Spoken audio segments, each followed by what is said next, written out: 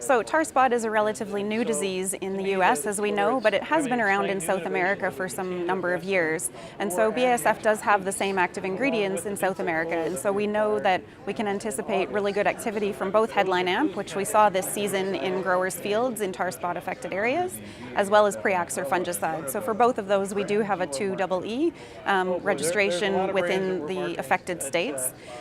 With regards to our new innovations, Veltyma fungicide and Revytek fungicide, we were able to get some level of infection in a few trials within Wisconsin and Michigan areas.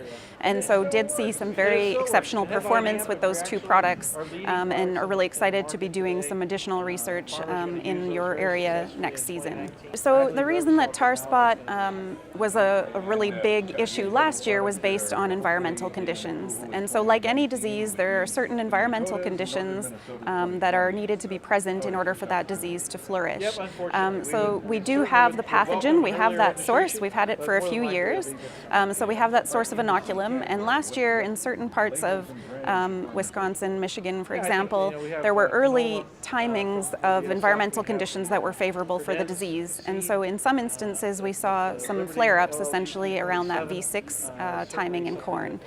For the most part, though, we didn't see really large infestations until later in the season, closer to the traditional VT application timing, because again of those environmental conditions.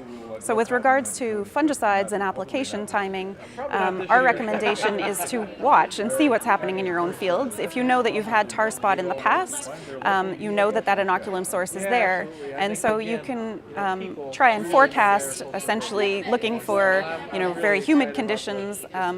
Sort of moderate temperatures are when the disease would flare up, and so you want to try and time your fungicide application timings preventatively before those environmental conditions are conducive for development.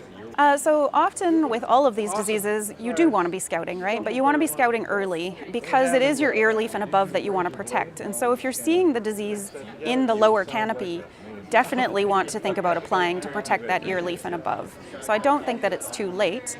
If you're seeing heavy infestations, you're not going to be able to reverse those symptoms, unfortunately.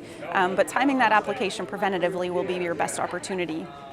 So I think depending on the pressure, we may need multiple application treatments. So if we have an instance where we had the same conditions as last year and you have that early onset, you may need to come back with a second application, in particular to control other diseases as well, right? So tar spot is a big concern, but we also have to remember our other important diseases in corn and ensuring that we're applying for those as well.